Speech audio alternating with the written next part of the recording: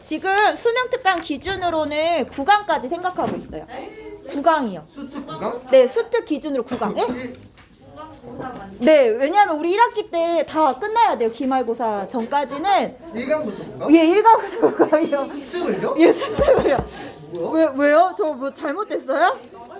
나갈 수가 있어요? 괜찮아. 얘들 놀라지 말고 들어. 이게 내용이 내가 있잖아. 대단원 1이 많고 부지런히 나가서 우리 이만큼인데요? 3월 다음 주부터는 저기 대단원 2 나갈 거야. 나갈 거고 그다음에 최대 9강이고 못해도 8강까지 갈 거야. 그러니까 최대 9강이다 이렇게 생각하고 있으면 돼. 놀랍지. 그치 맞아. 2학년 때랑 다르잖아. 알아. 너희들 마음 다 아는데 어쩔 수 없어. 작년에 언니들도 그렇게 했고 그 재작년 언니들도 그렇게 했고 어쩔 수 없어. 윤리도 비슷할걸? 생윤 비슷할걸? 세계사 비슷할걸? 다 1학기 때 진도 나갑니다. 그래서 늘 제 마음은 급하죠. 자, 오늘은 질적 연구 하겠습니다. 지난 시간까지 양적 연구 했어요. 양적 연구 우리 마지막으로 그 얘기했었지. 연구자랑 연구 대상자가 분리되어 있다라고 얘기했었지. 네. 기억나? 그래서 이렇게 연구자, 영원히 연구 대상자, 영원히가 연구 대상자면 내가 연구자가 이렇게 멀리서 관찰하고 있잖아. 그래서 이게 분리되어 있기 때문에 영원히의 행위 자체에 초점을 맞춘 연구를 하지 거기에 동기, 영원히가 왜 그런 행동을 하지 동기는 별로 궁금해하지 않아. 그래서 피상적인 연구에 그칠 수 있다라는 거. 그래서 심층적 이해가 어렵다는 게 바로 양적 연구의 단점이었어요. 그 다음에 우리 쓴 거 앞에 쓰셨죠? 여기 뭐야? 연역적 과정, 귀납적 과정까지 쓰고 실증적 연구다 요 얘기까지 다 쓰셨지 우리? 다 썼어. 자, 오늘은 질적 연구 갑니다. 자, 질적 연구 전제 중요해. 질적 연구의 전제는 양적 연구는 사회문화 현상이랑 자연 현상이 공통적인 특성이 있더라. 그래서 연구 방법이 하나다 이렇게 얘기했잖아. 근데 얘는 사회문화 현상하고 자연 현상은 다르다라는 거야. 어떤 거? 가치 함축적이더라. 그래서 자연 현상을 연구하는 방법을 가지고 사회문화 현상을 연구하는 거 있을 수가 없더라. 그래서 방법론적 이원론 자연현상과 사회문화현상을 연구하는 방법은 달라야 된다. 두 개라는 거예요. 연구 방법이. 그러면 사회문화현상은 어떤 식으로 연구를 해야 되느냐? 자, 이렇게 연구해야 된대요. 연구 대상자의 생활세계에 대한 관찰이나 면담 등으로 자료를 수집하여 여기서 말하는 관찰은 그 양적 연구에서 얘기한 자연 관찰, 요런 관찰이 아니라 그 연구 대상자의 일상 세계에 내가 직접 연구자가 참여해서 옆에서 이렇게 보는 거야. 연구 대상자가 어떻게 살아가는지, 행위자가 어떤 심리 상태로 이 일상 세계를 살아가고 만들어가고 있는지 이걸 관찰한다는 얘기야. 참여 관찰이라고 얘기하죠. 그래서 연구자의 해석을 통해 결론을 도출하는 방법이다. 그래서 질적 연구를 여러분 해석적 연구다 이렇게도 얘기해요. 자, 연구 목적은 나와 있네요. 현상에 대한 행위자의 주관적 의미 및 행위 동기 등에 대하여 심층적으로 이해하고자 한다. 그러면 우리 앞에서 양적 연구는 연구자랑 연구 대상자가 분리될 수 있다라고 봤어. 그럼 얘는 질적 연구는 분리될 수 있다라고 볼까? 어렵다라고 볼까? 어렵다. 어렵지, 그치? 심층적으로 이해하려면 영원이랑 밀착돼가지고 영원이 옆에서 영원이가 어떤 생각을 하는지 알아야 되잖아. 이거 분리되기가 어려워. 그럼 분리되기가 어렵다 보면 연구자도 나도 모르게 아무리 객관적인 태도로 영원이를 바라보려고 하지만 영원이랑 친해지다 보면 그렇게 안 되는 거지. 그래서 연구자의 주관이나 가치가 개입될 여지가 크다라는 게 바로 이 연구의 단점입니다. 이렇게 이해하시면 되겠죠? 자, 기본 입장 볼게요. 쟤는 다 다르대. 아까 왼쪽 우리 양적 연구의 기본 입장은 사회문화 현상이랑 자연 현상은 동일하게 이런 말 계속 쓸 거야. 마찬가지로 이렇게 썼잖아. 얘는 다르대. 보면 자, 사회문화 현상은 주관적 의도나 동기를 지닌 인간의 주체가 되어 만들어내는 현상이다.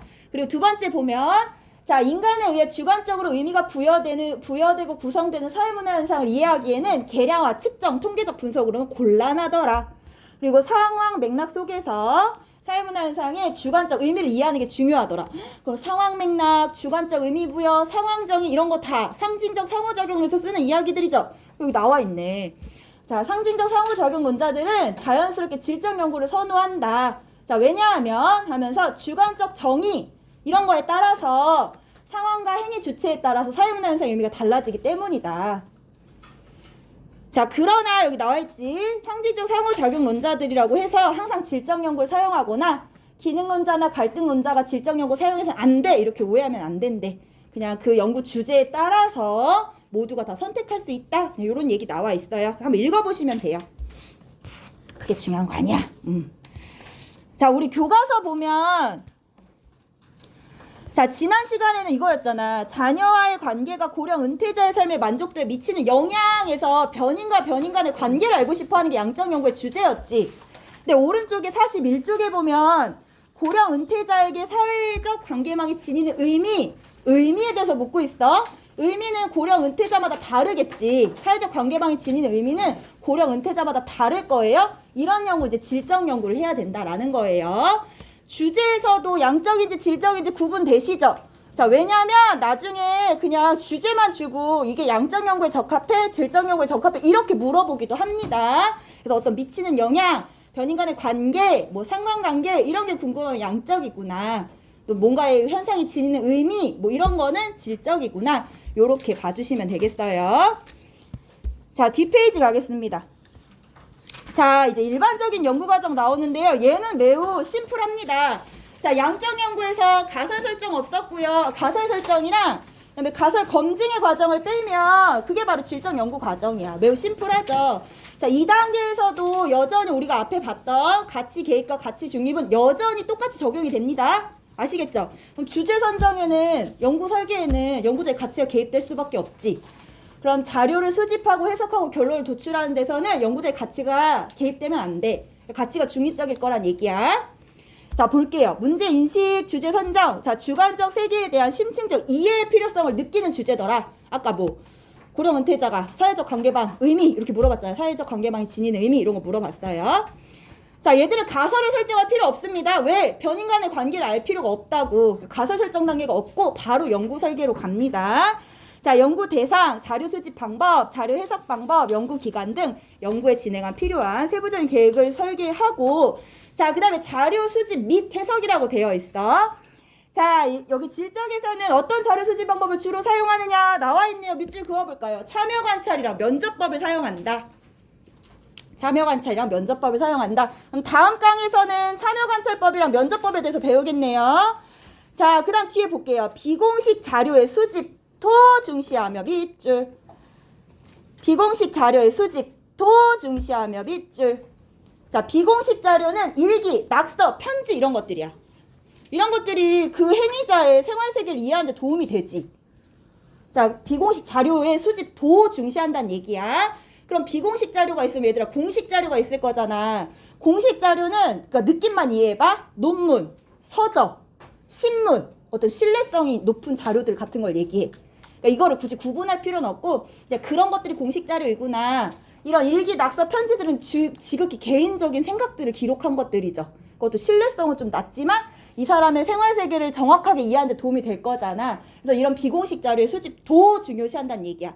그러면 질적 연구는 공식적 자료의 수집도 하지만 비공식 자료의 수집도 중시한다는 얘기야. 두 가지 다 고려해서 본다는 얘기예요. 아시겠죠? 비공식 자료만 수집한다는 얘기 아니에요. 하면 자, 밑줄 그어볼게요. 직관적 통찰과 감정이입적 이해 기법을 주로 사용하더라. 자, 직관적 통찰이란 말이 나오네요. 오른쪽에 나와 있습니다. 자, 논리적 추론하고 반대되는 말이에요. 자, 직관이란 어떤 대상이나 현상을 보고 즉각적으로 느끼고 깨닫는 거. 통찰은 예리한 관찰력으로 사물을 꿰뚫어 보는 거. 결국 직관적 통찰이란 통계 분석, 논리적 계산 이런 거 양적 연구에서 주로 사용하는 논리적 추론이지. 이게 아니라 되게 이상해. 주의 깊게 관찰하고 경험하는 과정에서 현상의 본질적인 측면을 꿰뚫어 보는 거. 그러니까 딱 그 대상을 보자마자 이 대상을 바로 꿰뚫어 보는 게 직관적 통찰이래. 좀 어렵지 말이. 그러니까 느낌을 좀 이해하게 내가 예를 하나 들어줄게. 내 얘기를 해야 되는데 내가 되게 결혼을 일찍 해가지고 20대 때 아기를 낳았어. 첫째를 낳았어. 그렇게 안 보이지 영원아? 네. 아기 안 낳았을 것 같지? 네. 맞아 고마워. 근데 너 체육이 비웃었어. 근데 우리 아기가 태어났는데 주변에 육아에 대해서 물어볼 친구가 한 명도 없었어. 그 당시에는. 내가 처음으로 결혼해서 아기를 낳았거든. 근데 우리 첫째가 진짜 밤낮이고 울어. 그냥 눕혀놓으면 울고 하나도 울고 맨날 빽빽 울어. 이 엄마가 얼마나 답답했어 내가. 그래가지고 이 아기의 울음 왜 우는지를 알고 싶잖아. 찾아봤어 핸드폰으로. 그랬더니 뭐가 있냐면 아기 울음소리를 판별해준 앱이 있다? 비웃지? 얘네 이제 나중에 결혼해서 이런 게 유용할 때가 있다? 이 앱이 있는 거야. 그래서 와 유레카 와 이거다 싶었어. 그래서 딱 보니까 이 앱이 어떻게 만들어졌냐면 여러 아이들의 울음소리 있잖아. 그러니까 뭐 배고플 때 우는 소리를 사례를 여러 가지 수집하고 기저귀 갈아달라고 하는 아이들의 울음소리를 여러 사례를 수집해서 저 통계 분석해가지고 어떤 그런 뭐 파동이나 애들의 무슨 울음의 길이나 이런 걸로 다 논리적으로 이렇게 계산해가지고 이런 울음소리는 배고플 때야. 이런 울음소리는 기저귀 갈아달라고 할 때 어떻게 일반화 시켜놓은 앱인 거야. 어떻게 하냐? 애기가 막 울어. 그러면 그 앱을 딱 켜서 갖다 대. 진짜로. 그러면 그 음성 녹음되듯이 쭉 녹음돼가지고 띡 나와. 지금은 배가 고픕니다. 이렇게 나온단 말이야. 이게 논리적 추론이지. 이제 그치 이해됐지. 여기까지 됐지. 진짜 일단 너 검색해봐. 진짜 있어. 불화 아니고 진짜. 이게 논리적 추론이지 얘들아. 이 앱 만들어진 거 알겠지? 양적 자료, 수량화된 자료 다 수집해가지고 이렇게 앱 만들어 놓은 거야. 그래가지고 내가 얘를 막 하니까 몇 번은 맞더라고. 그래서 배고프다고 그래서 우유를 타서 주니까 되게 잘 먹어. 했다고 똥을 쌌어. 그래서 기저귀도 갈아주니까 또 되게 괜찮아. 근데 이 앱은 우리 애기한테 맞춘 게 아닌 거지. 우리 애기를 정확하게 이해할 수 없는 앱이지. 얘를 써보니까 이제는 효과가 없는 거야. 며칠 효과가 있었는데. 그래서 이 앱 가지고 이제 안 돼. 얘한테 맞춘 게 아니라. 근데 있잖아, 내가 얘랑 한 100일을 살잖아. 100일을 살면서 내가 얘를 얼마나 관찰했겠어. 보면서 기저귀도 갈아주고 애기가 빵긋빵긋 웃으면 아유 우리 지훈이 기분 좋구나. 또 막 우리 지훈이 이제 배고프면은 우리 지훈이 우유도 줘보고 뭐 기저귀도 갈아줘보고 내가 여러 가지 하면서 얘를 관찰했을 거 아니야? 그래서 그런지 이제 100일이 지나잖아? 그러면은 나는 직관적 통찰, 얘에 대한 직관적 통찰이 가능해져. 얘가 으아 울잖아? 기저귀 갈아달라는 거네? 기저귀 탁 갈아주잖아? 왜 가만히 있어? 세상에, 그치? 그럼 나는 얘에 대해서 이제는 논리적 추론을 할 필요가 없는 거지. 저걸 쓸 필요가 없는 거야. 얘에 대해서 알게 된 거야. 얘가 울음소리를 보자마자 얘가 왜 그런지 나 바로 꿰뚫어 볼 수 있는 거야. 이게 바로 직관적 통찰이야. 그러면 직관적 통찰, 이 행위자에 대해서, 그러니까 연구 대상자에 대한 직관적 통찰 연구자가 생기려면 어떻게 해야 돼? 좀 오래 보고 깊게 보고 관찰하고 이렇게 해야 되는 거지. 그러니까 얘 생활세계에 가서 참여 관찰해서 오래 같이 살아보고 얘를 알아보고 면접을 해서 계속 캐묻기 해서 얘의 심리 상태를 알아보고 이게 필요하다는 얘기야.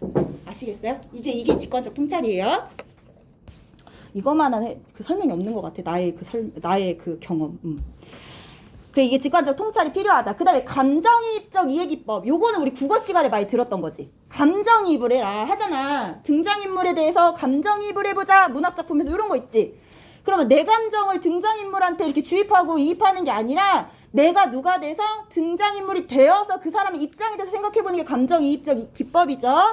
나와 있네요. 연구 대상자의 상황과 맥락 속으로 들어가서 누가? 연구자가. 그들의 입장이 되어 그들의 행위가 갖는 의미를 해석하는 거다. 그러니까 이 감정이 연구자의 감정을 이입한다는 게 아니라 연구자가 연구 대상자 입장이 돼서 생각을 해보는 거야. 봐봐, 영원아? 영원이의 마음은 영원이만 알지? 네. 그럼 내가 영원이가 돼서 생각해봐야 영원이가 갖고 있는 의미나 의도나 동기에 대해서 정확하게 이해할 수 있겠지. 그러니까 보다 이게 더 영원히의 생활세계를 이해하는데 객관적으로 이렇게 관찰하고 확인할 수 있는 방법이라고 생각합니다. 질적 연구자들은. 그래서 여기 보면 질적 연구와 객관적 태도에 대한 얘기가 나와 있어요. 자, 질적 연구에서는 연구자가 자료를 수집하고 해석할 때 직관적 통찰이나 감정이입적 이해 방법을 사용하기도 한다. 그럼 이제 생각하는 거죠. 이게 무슨 객관적 연구가 되겠어? 라면서 객관성을 의심하는 요인이 된다. 즉, 연구자가 자신의 주관적 가치를 가지고 자료를 자의적으로 해석하고 이해하여 왜곡된 연구를 초래할 수 있다는 것이다. 자, 근데 그리고 이게 중요한 거죠. 그러나 연구자가 직관적 통찰이나 감정이입적 이해를 활용한다고 해서 그것이 곧 주관적으로 이해하는 것은 아니다. 왜? 감정이입적 이해는 연구자 자신이 아니라 누구의 입장? 연구 대상자의 입장에서 되려 이해하는 것이므로 그 사람의 행위자의 대상자의 동기나 의도를 이해하는 데 정확한 수단이 될 수 있다는 거예요. 즉, 질적 연구가 연구자의 직관적 통찰이나 감정이입적 이해를 활용한다고 해서 연구자 자신이 가진 편견이나 가치에 의해 자의적으로 판단하는 것은 아니다. 질적 연구자도 왜? 과학적 연구이기 때문에 최대한 객관적 태도를 유지하려고 한다. 그러니까 감정이입적 이해 기법을 사용하더라도 제 입장에서 생각하는 거지 내 입장에서 생각하는 게 아니야. 그래서 연구자의 주관적 가치, 개입 이런 거를 최소화하려고 하나 객관적 태도를 지향하려고 하나 단점이 뭐야? 나도 모르게 쟤한테 동화가 돼서 나를 이렇게 투영해서 생각하게 된다는 거지. 나의 감정이 비춰진다는 거지. 그렇게 된다는 거예요. 그래서 주관의 개입 여지의 가능성이 크다 이렇게 보는 거예요. 자, 그 다음에 여기까지 설명했고, 질적 연구에서는 자료 수집과 해석이 동시에 이루어지기도 한다고 했어. 지금 보면 면접을 사용하잖아. 그럼 우리 면접할 때가 뭐야? 면접이 뭐야? 이렇게 서로 대면해서 대화를 주고받는 거지. 그럼 주고받으면서 정민이의 심리 상태를, 얘기를 주고받으면서 연구자가 머릿속으로 해석하겠지. 아, 정민이가 우울했겠네. 속상했겠네. 기뻤겠네. 아, 정민이 마음 상태가 그랬구나. 친구를 도와줄 의도는 이랬겠네. 자, 그래서 해석과 수집이 동시에 이루어지기도 한다라는 거. 이게 분석이 아니지, 해석이지. 자, 그래서 결론 도출을 하는데 여기서 말하는 결론 도출은 일반화가 아니죠. 개별적인 자료로부터 해석된 행위자의 주관적 세계에 갖는 의미를 해석하는 겁니다. 의미에 관한 결론을 도출하더라. 자, 얘는 보시면 지금 가설 설정 단계가 없습니다. 자료 수집에서 결론 도출로 나아가는 과정만 있어요. 그래서 귀납적 과정이 주로 나온다. 귀납적 과정이 나타나는 연구이다. 권유리. 그치. 이거 썼어, 귀납적 과정. 되게 중요해.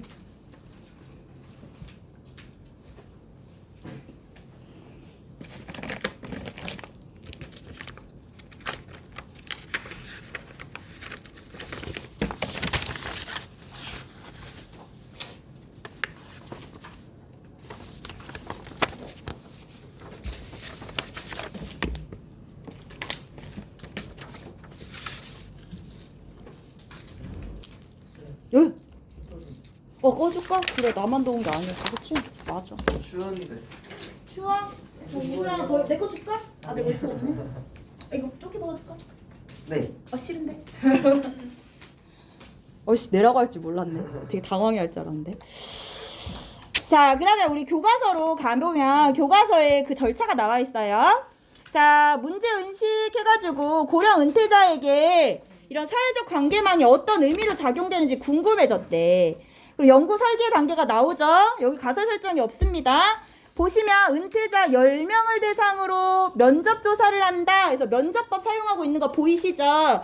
근데 10명을 대상으로 한대. 앞서 본 데는 500명이었나? 500명을 대상으로 하는 대량의 자료였는데 얘는 소수의 자료에 집중합니다. 왜? 심층적으로 이해하기 위해서 그래요. 심층적으로 이해하려면 많은 자료를 가지고 이해하기는 어렵겠지. 많은 대상을 가지고. 그래서 자료를 수집하고 이렇게 해석을 해. 그래서 사회적 관계망이 고령 은퇴자한테 어떤 의미를 가지냐 해서 종합적인 이해, 결론 도출을 하고 있습니다. 그래서 이 단계도 같이 한번 보시면 될 것 같아요. 자, 그 다음에 장점, 단점 그럼 보겠습니다. 얘들은 당연히 장점이 뭐겠어? 사회문화현상의 이면에 담긴 심층적인 의미를 이해하는데 유리하다는 거죠. 자, 단점은 일반화나 법칙 발견에 관심이 없어요. 그래서 일반화나 법칙 발견이 어렵고 이렇게 감정이입적 이해 기법, 직관적 통찰, 최대한 객관적 태도를 유지하려고 하나 아무래도 연구자랑 연구 대상자가 분리되기 어렵기 때문에 연구자의 주관이 개입될 우려가 크다는 비판을 받습니다. 자, 요런 선지가 있어요. 문제를 풀다 보면 양적 연구는 현상에 대한 설명을 중시하는 연구입니다. 이 설명이라는 게 얘들아 국어사전을 찾아보면 인과관계를 이렇게 설명한다 이렇게 나와 있거든. 그래서 어떤 원인과 결과의 관계를 설명하고자 할 때 설명이라는 게 아니라 서술이라고 해야 되나? 서술하고자 할 때 그걸 설명한다라고 얘기한대. 양적 연구가 그런 거죠. 변인 간의 상관관계를 알고 싶어 하는 거잖아. 그래서 이게 설명을 중시하는 연구다.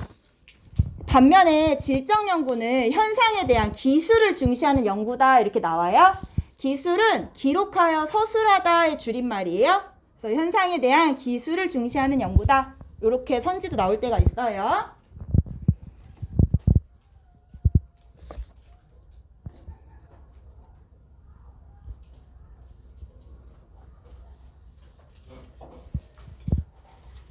야, 3반 애들이 목소리 괜찮냐고 한번 걱정해 주던데. 심쿵. 거기 멤버 참고로 얘기해 줄까? 수호, 동윤이, 네가 와? 재민이, 승환이. 오늘 걔네들 알아? 당연히 알긴 알겠어요. 아, 그래? 그 중에 친한 친구는? 친하고 싶지 않아요. 그래? 어떡하지? 권율이 친구 없어. 그 반정 어떻게 됐냐, 권율이? 돈 줬잖아요. 무투표 당선? 자, 질적 연구는 얘들아 기술을 중시한다고 했어. 봐봐, 질적 연구는 어떤 사회적 관계망이 지니는 의미를 만약에 궁금해한다면 그냥 삶의 만족도로 해볼까? 인간의 삶의 만족에 대해서 만족이 지니는 의미 뭐 이런 걸 궁금해한다고 해봐. 그러면 삶의 만족에 영향을 주는 여러 가지 요인이 있겠지. 양적 연구는 이 한 가지 변인에 집중해서 보는 거야. 이 삶의 만족에 준 여러 가지 요인 중에서 한 가지 요인에 집중해서 이거와 이거의 관계를 알고 싶어 하는 거야. 그게 설명이고, 질적 연구는 그게 아니야. 삶의 만족에 영향을 주는 이 여러 가지 배경들 있잖아. 이 다양한 배경을 알아서 종합적으로 이해하고 싶어 해. 그러면 어떻게 해야 돼? 이거 어떤 행위자, 연구 대상자의 삶의 만족에 영향을 주는 여러 가지 배경들을 자세히 보고 그대로 기록을 해놔야겠지. 그대로 기록을 해놔야지 나중에 이 삶의 만족에 대해서 영향을 주는 이 여러 가지 요인들에 대해서 종합적으로 이해하는 데 도움이 될 수 있을 거란 말이에요. 그래서 이렇게 다 종합적으로 이해하고자 배경들을 다 기록하고 서술합니다. 그래서 기술을 중시하는 연구다 이렇게 보시면 돼요. 그래서 상호 보완 관계 읽어보세요. 딱 한 가지만 연구는 중요하지 않다라는 거지. 결국엔 둘 다 중요하다라는 얘기 나와 있습니다. 자, 문제 볼게요. 23쪽 펴보겠습니다. 자, 23쪽 보시면 23쪽에 5번 나와 있어요. 자, 이런 식으로 나온다고. 자, 갑이 수행한 연구인데 이 연구의 일반적인 특징 물어보고 있어. 연구 주제가 뭐 아니라고 봐봐. 뒤에 상관관계를 연구한다 나와 있죠? 그리고 뭐야? 설문조사 실시한대. 얘 뭐 한다고? 양적 연구한다고. 이렇게 추론하면 돼. 자, 여기도 볼게요. 원격 수업 참여도와 학업 성취도 간의 관계, 변인과 변인 간의 관계를 묻고 있어. 그럼 여기 무슨 연구하겠다? 양적 연구다. 이렇게 이해하시면 돼요. 자, 원격 수업을 받는 학생들의 심리와 일상생활은 학생들마다 다 다르겠지. 이런 거를 심층적으로 이해하겠지. 얘는 뭐겠어? 질적 연구. 이렇게 이해하시면 돼요. 물어보잖아. A는 질적, B는 양적. 주제를 보고 우리가 알 수 있어야 된다는 거. 자, 그 다음 오른쪽 볼게요.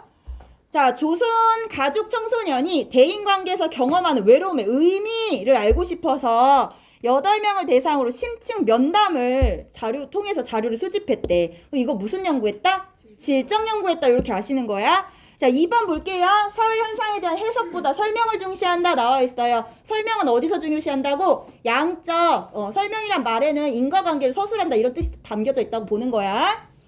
자, 해석. 아까 질적 연구는 해석적 연구다 이렇게 얘기했죠. 그래서 질적. 자, 이거 정답은 4번이에요. 자, 질적 연구는 연구자가 연구 대상으로부터 분리되기 어렵다고 봅니다. 이거 계속 설명했던 거죠? 반면 연구자와 연구 대상자가 분리될 수 있다라고 본 거는 양적 연구였어요. 거의 랩을 하듯이 얘기하지. 아, 랩한 줄. 좀 쉬어야지. 아, 미안해. 아, 나도 쉬고 싶어. 자, 같은 말이 4번이야, 얘들아. 연구자와 연구 대상자가 분리되기 어려워. 그러니까 연구자와 연구 대상자가 분리될 수 있다는 얘기는 객관적인 연구가 가능하다는 얘기야. 그 얘기는 뭐겠어? 연구자의 가치의 개입의 가능성이 줄어든다는 얘기지. 4번이 같은 말이에요. 사실과 가치가 엄격하게 분리될 수 있다라고 보는 게 양적 연구야. 양적 연구는 그래서 객관적 연구가 가능하다. 연구자의 주관적 가치 개입의 여지가 적다. 가능성이. 그래서 사실과 가치가 엄격하게 분리될 수 있다라고 보는 건 누구라고? 양적 연구입니다. 자, 공식적 자료의 수집을 중시한다. A하고 B 둘 다죠. 양적, 질적 둘 다죠. 다만 질적 연구는 비공식 자료의 수집도 중시하는 거였어요. 이렇게 이해해 주시면 되겠어요. 사실과 가치가 엄격하게 분리될 수 있다라는 건 양적 연구가 보는 거야. 아까 연구자와 연구 대상자가 분리될 수 있다랑 같은 말이에요. 아이고, 이거 지금 뒤로 갈게요. 자, 2번 문제 풀겠습니다. 2번 문제 풀어볼게요. 요즘에 나오는 유형은 요런 유형이야. 요즘에 나오는 유형은 양적하고 질적을 드러내놓고 물어보는 게 아니라 요렇게 물어봐요. 다 합쳐서. 자, 볼게요. 얘는 무슨 연구하고 있는지, 양적인지 질적인지 여러분들이 한번 찾아보세요. 연구 주제. 중학생의 아동학대 피해 경험과 비행 발생의 관계에 대해서 묻고 있네. 관계. 그랬더니 가설까지 설정했어. 아동학대 피해 경험은 중학생의 비행 발생 가능성을 높일 것이다. 자, 무슨 연구하고 있다? 그렇지. 양적 연구하고 있다. 우리 알아야 돼.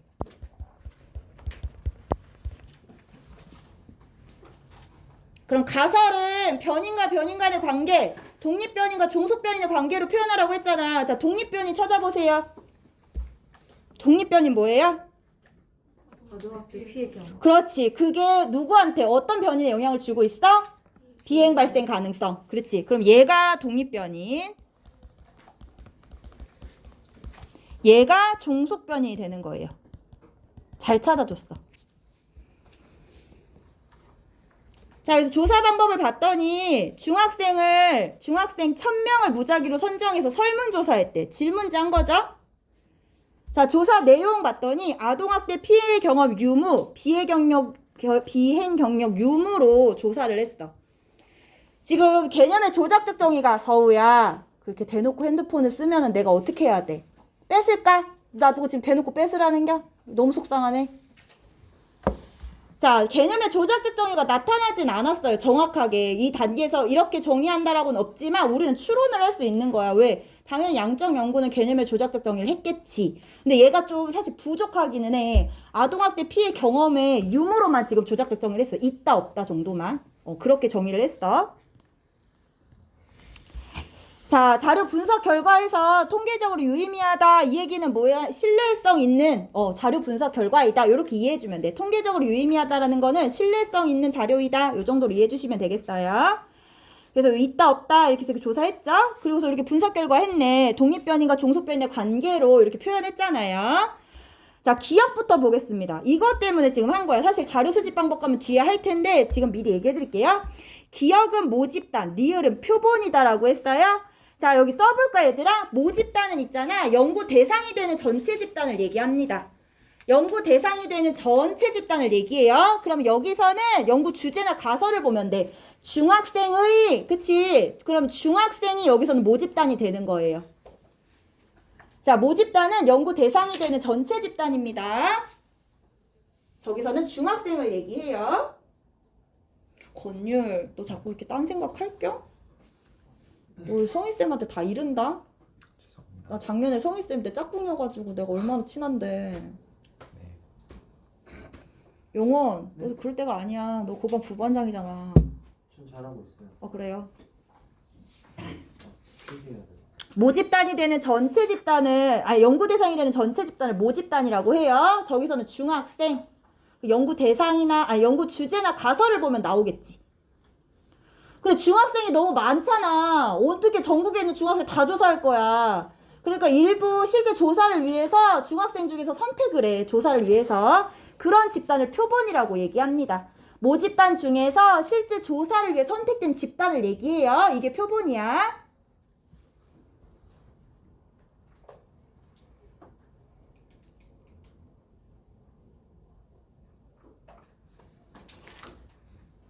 그럼 여기서는 표본이 뭘까? 중학생 중에서 실제 조사를 위해 선택된? 전국의 중학생 1000명. 그렇지. 전국 중학생 1000명이 되는 거야. 1000명. 잘 얘기해줬어. 1000명. 요렇게 모집단 표본 구분할 수 있어야 돼. 왜 그러냐면 뒤에 이제 질문지법 얘기할 건데 질문지법에 지금 얘 설문조사한 거잖아. 그 질문지거든? 질문지는 이렇게 주로 표본을 선택해서 조사를 해요. 이걸 표본조사라고 합니다. 그럼 표본조사해서 얘 결국에는 뭐 하고 싶어 하는 거야? 누구한테? 어떤 집단을 대상으로? 모집단을 대상으로 일반화하고 싶은 거겠지. 그럼 표본을 뽑을 때 모집단의 특성을 골고루 반영해서 뽑아야겠지. 그래 일반화가 쉽겠지. 그걸 우리는 표본의 대표성 이렇게 얘기해요. 모집단의 특성을 잘 반영해서 표본을 뽑았을 때 표본의 대표성이 높다 이렇게 얘기해요. 뒤에 가서 또 얘기할게요. 그럼 나왔네. 기억은 모집단, 리을은 표본이다. 맞는 거죠? 맞아요. 자, 니은 볼게요. 니은은 독립변인, 디귿은 종속변인이다. 그렇지, 우리 찾았지? 아까 가설에서 이것도 맞습니다. 자, 여기 실험 집단하고 통제 집단 얘기 나와 있는데 이거는 뒤에서 배울 거야. 실험법, 자료 수집 방법에 실험법이라는 게 있어. 실험법에서 사용하는 단어입니다. 그러니까 실험 집단이랑 통제 집단 했다. 그럼 실험법을 사용했다라는 거야. 근데 얘는 실험법이 아니라 뭐 했대? 설문조사한 거잖아. 설문조사한 걸 바탕으로 피해 경험이 있는 애들과 없는 애들로 나눈 것 뿐이야. 알았지? 그래서 실험 집단, 통제 집단은 실험법에 나오는 단어라는 거. 자, 사실 이거 리을 때문에 한 거야, 리을. 이런 거 읽는 방법 알아야 돼서. 자, 리을 볼게요. 사회문화는 이런 수치를 읽는 게 되게 기분이 나쁘고 좀 짜증날 때가 많은데, 우리 짜증나는 거 해보자. 자, 아동학대 피해 경험이 있는 중학생. 이렇게 써. 그럼 아동학대, 봐봐. 아동학대 피해 경험이 있는 중학생은 요렇게 지금 내가 노란색으로 칠한 애들 맞아? 맞아? 저 애들 맞니? 맞아요, 여러분? 아동학대 피해 경험이 있는 중학생, 저 170명, 50명 더한 애들 맞아요? 몇 명이에요, 여러분? 220명. 그렇지. 그럼 여기 있는 중학 여기까지 했어. 여기 220명 중에서 했으니까 이거 분해 중에서 자 그럼 이 220명 중에서 비행 경력이 있는 애는 요거잖아. 요거 몇 명이야? 170명의 비율을 묻고 있어. 곱하기 100 요렇게. 솔직히 말하면 나 이거 답지 봤어. 왜냐면 나 이거 퍼센테이지 이렇게 거지같이 계산하는 거 잘 안 나와. 약 77.2%다 이렇게 나와요. 모평에서는 대부분 수능에서는 저렇게까지 구체적으로 계산하게 안 해. 뭐 절반을 넘냐 안 넘냐 요 정도로만 확인하게 해주는데 일단 그럼 만약에 또 나오면 어쩔 수 없이 계산해. 자 이렇게 봤어. 이거는 왜? 자 아동학대 피해 경험이 없는 중학생 얘기하네. 아동학대 경험이 없는 중학생은 여기네. 아동학대 피해 경험이 없는 중학생 맞아요? 쟤는 몇 명이야 그러면? 780명이지. 그거 해도 되고 봐봐. 얘가 220명이래. 이제 좀 꼼수 220명. 얘네 지금 몇 명? 1000명을 대상으로 했네. 아 그럼 나머지는 780명이 있구나. 이렇게 계산할 수도 있고. 자, 요 중에 없는 중학생은 780명. 자, 이 중에서 이 중 비행 경력이 있는 애 요거잖아. 요거 330명. 맞죠, 여러분? 그럼 330명 곱하기 100 이 비율의 2배 미만이다 이렇게 나온 거야. 이 비율 계산해보면 약 42.3%야. 그럼 42.3%에 2배 하면은 한 80몇 % 되는 거지. 그거보다 77%, 77.2%가 적은 거죠. 2배 미만이 되는 거지. 그래서 미만이다 이렇게 나오는 거야. 사회문화는 2배 이상이다, 2배 미만이다, 2배보다 작다, 2배보다 크다 이런 말 되게 많이 써요. 다시 봐봐. 얘 비율. 이 비율의 2배 미만이래. 그럼 이 비율의 2배 하면은 80 몇 %가 되는데 77.2%는 80 몇 %보다 작잖아. 그러니까 2배 미만이 되는 거야. 이해했어? 이렇게 문제 푸는 거야. 자, 옆에 볼까? 3번 볼까? 저거 단계만 보고 갑시다. 이거 다 지우고. 자, 우리 가나 다라 마 쭉 보면서 무슨 연구했는지 한번 여러분들이 추론해보세요. 무슨 연구했을까요? 이런 밑줄 그어보면. 그렇지. 양적 연구한 거야. 잠정적 결론 내리고 상관관계 분석 이런 말 나오죠. 자, 그럼 가는 무슨 단계야? 잠정적인 결론을 내렸다? 가설 설정. 서준이 쓰고 있다. 서준이도 내가 얼마나 보고 싶었다고. 이거 조사했어? 얘 다 오면 내가 조사하려고 했는데 이거 참 언제 우리는 발표할까? 이거 대충 누구 5반은 다 됐어. 5반 친구들은. 여기 남자친구들만 확인하고 가자 이따가. 네? 발표할지 안 할지. 안 모르고. 채영이 모르고 있었어. 근데 아직 다 올 때까지 얘기 안 하고 있었어요. 근데 빠지는 게 너무 많아가지고. 못 썼대요. 아, 그래 너도 이따 와. 아직 여기 명단 정리 안 했어. 우리 5반 아직 명단 정리 안 했어. 자, 나는 보면 연구자 답은 대학의 전공과 정치적 성향의 상관관계를 연구하고자 하였다. 주제를 선정한 거죠. 얘는 주제 선정 단계. 문제 인식 및 주제 선정 단계. 연구 주제 선정. 자, 다는 수집한 자료를 분석한 결과 이렇게 했으니까 자료 분석 단계네. 라는 교수 1000명을 대상으로 검사지를 배부해서 조사하였다. 자료 수집. 마는 그럼 뭐겠어? 결론 지었다 했으니까 결론 도출 및 일반화 이렇게 나옵니다. 왜? 아까 못 들었어? 이제 2강 하는데 언제 9강까지 가냐고 하잖아. 지금 불을 지폈잖아 지금. 5강까지만 하자. 말이 돼? 작년에는 2강 대단원 2를 바로 안 하고 1하고 그다음에 3단원 갔다가 다시 2단원 했거든. 다 했어. 1단원 하고 그다음에 문화 파트 3개 다 나가고 그리고 중간고사 보고 다 했어. 쌤이 힘들까봐. 고마워. 야 스윗. 와 진아 완전 비웃어줬어. 고마워 진아야. 자 지금 보면 1번부터 5번까지 1번부터 4번까지 우리 다 배운 선지들이야. 독립변인, 조작특정인, 가치중립적 태도, 뭐 개인적 주관적 세계에 대한 부여 의미 해석 종합 이런 거 다 우리가 배운 선지고 연구 과정을 순서대로 나열해보자고 했잖아. 한번 나열해보자. 5번 선지. 처음에 뭐가 와야 돼? 주제를 선정하는 나. 그 다음에 뭐 해야 돼? 가설 설정하고 그 다음에 라 자료 수집하고 다 분석하고 마지막에 마 이렇게 나와야 되는 거지. 나가라 다마 해서 나가라 다마 이렇게 돼야 되는 거야? 답은 5번이 되겠지. 너 비웃었지. 씨. 나가라 다마. 욕 같은데 영원이한테 하는요? 영원이 나가라 다마. 이렇게 하는 거야? 뭐예요 그게? 우와. 5번까지는 아우 자꾸 그런 얘기 하지 마. 나도 마음이 그래. 자 4번 볼게요. 4번. 안 끝났어. 아니 왜 여기 집중력이 왜 이렇게 초딩 집중력이야. 우리 애도 40분 집중해. 초일인데. 자 보면 여기 이거 볼게. 연구 대상의 주관적 인식을 파악하는 것이 가능한가 이런 얘기 있어요. A, B는 지금 봐봐. 리을 선지만 볼게. B가 질적 연구라면 A는 양적 연구라는 거지. 자 가에는 보면 양질 둘 다 이해할 수 있는 질문이 와야 돼. 자 연구 대상의 주관적 인식을 파악하는 것이 가능한가? 양적 질적 둘 다 이해할 수 있나? 주관적 인식이 뭔데? 사람마다 다른 거. 외로움, 만족도 이런 거 사람마다 다 다르잖아. 이렇게 주관적 인식인데 이거를 파악할 수 있냐는 거야. 질적 연구는 당연히 할 것 같지. 왜냐면 심층적인 세계에 대한 이해 뭐 이런 거니까. 양적 연구도 가능할까요? 가능하죠. 수량화, 계량화. 우리 교과서에서 만족도 어떻게 했어요? 1점부터 5점까지 체크해보세요. 눈에 띄게 관찰해 체크해보세요. 지표로 체크해보세요 했잖아 교과서에서. 쟤네들은 양적 연구는 이 주관적 인식을 눈에 보이게 조작적 정의에서 관찰하면 되는 거야. 수량화, 계량화된 자료도. 만족도, 삶의 만족도 1점부터 5점까지 쫙 척도해놓고 여러분의 만족도는 몇 점이세요? 2점, 3점. 오 이런 파악 가능하네? 가능합니다. 둘 다 파악 가능해요.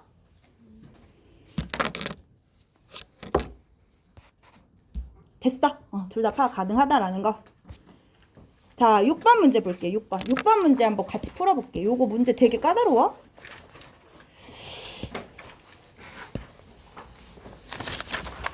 많이 물어봐. 작년에도 이런 문제, 사회문화는 저런 문제 진짜 많이 나와.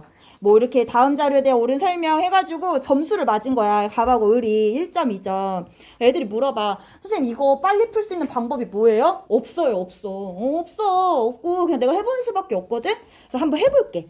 자, 얘는 지금 A가 양적 아니면 B가 A, B가 양질 중에 하나라고 했잖아. 그럼 먼저 가정을 해보는 거야. A가 양적이고 B가 질적 연구다. 이렇게 가정해보고 한번 볼게요. 그러면 A는 양적 연구야. 자, 양적 연구는 연구 대상자가 구성해내는 주관적인 생활세계에 대한 해석을 목적으로 하는가? 아니요. 그치? 아니요가 정답이지? 그러면 을은 맞았어. 여기까지 이해됐어? 자, A. 양적 연구는 계량화된 자료의 수집과 통계 분석을 중시하는가? 이해해야 되지. 근데 갑을 둘 다 아니오라고 했으니까 얘들 틀린 거야. 그리고 가는 뭔지 모르지만 둘 다 이해했으니까 둘 다 맞든지 틀리든지 해야 돼. 자, B는 질적 연구야. 질적 연구는 연구 결과를 일반화하여 현상을 예측하는 데 유용하는가? 아니요. 그 얘는 맞았네. 얘는 틀렸어. 여기까지 이해됐어?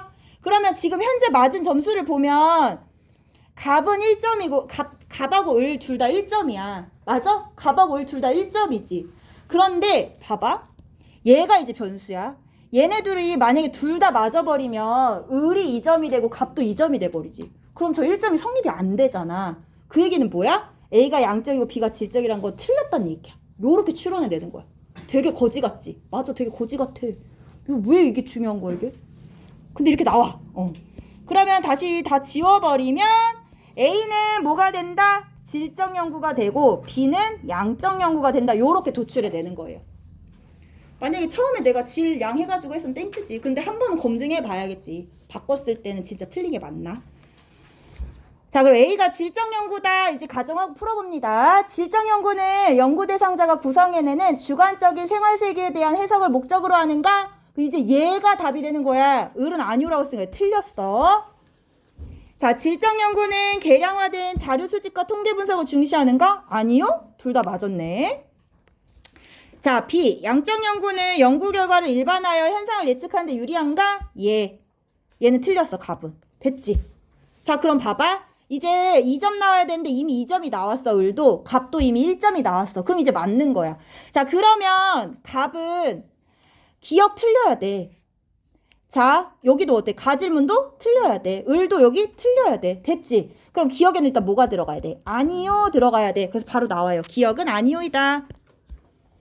자, 가는 가불이 둘 다 틀리. 얘라고 해서 틀리는 질문이 나와야 돼. 가볼게.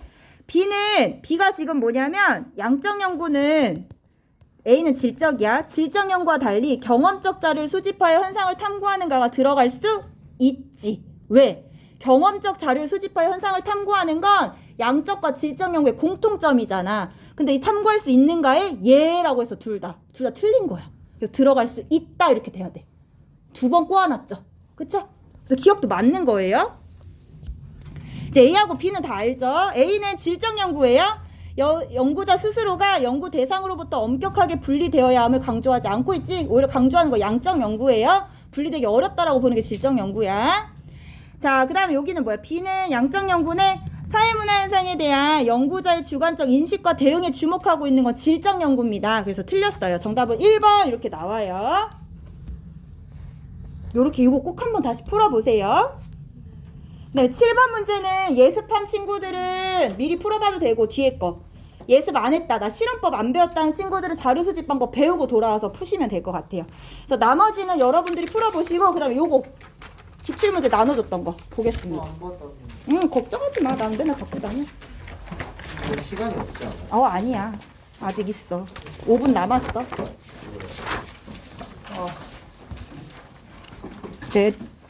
이제 나 싫어해 다. 알아. 나 싫어하는 거 알겠는데 나도 미안해. 진짜 미안하게 생각하고 내 말만 하는 거 얼마나 니들 졸리겠어. 그치? 자, 이게 작년 6월에 나온 문제예요. 그러니까 질적 연구랑 양적 연구를 비교해서 최근에 물어본 건 작년 6월 모평이었습니다. 한번 볼게요. 자, A조 과제에 대한 이 교사가 학생들이 제출한 수행평가 과제에 대한 교사가 평가한 내용이래. 이에 대한 설명을 옳은 거. 자, A조 볼게요. A조는 에고 서핑의 의미를 찾아 인터넷으로 자신에 대한 정보나 댓글을 검색하는 것이라고 소개한 후 뒤에 밑줄 그어볼까? 에고 서핑을 많이 하는 사람일수록 자존감이 낮을 것이다 라는 가설을 세워서 검증하였다. 가설 밑줄, 검증 밑줄. 그래서 A조가 제출한 과제는 밑줄 일반적인 경향성을 적절히 규명한 연구다. A조는 뭐 했다? 양적 연구했다. B는 질적 연구했겠지. 볼까? B조는 에고 서핑을 하는 밑줄 심리, 사람들의 심리를 알기 위해서 밑줄 심층 인터뷰했대. 그래서 쭉쭉쭉 읽어보면 그들이 왜, 그러니까 동기가 뭐냐는 거야. 왜 불편한 감정을 감수하고 에고 서핑을 하는지에 대해 적절히 조사한 연구입니다. 왜 초점을 맞췄네? 동기, 의도 이런 거에 초점을 맞춘 연구니까 질적 이렇게 보시면 되겠죠?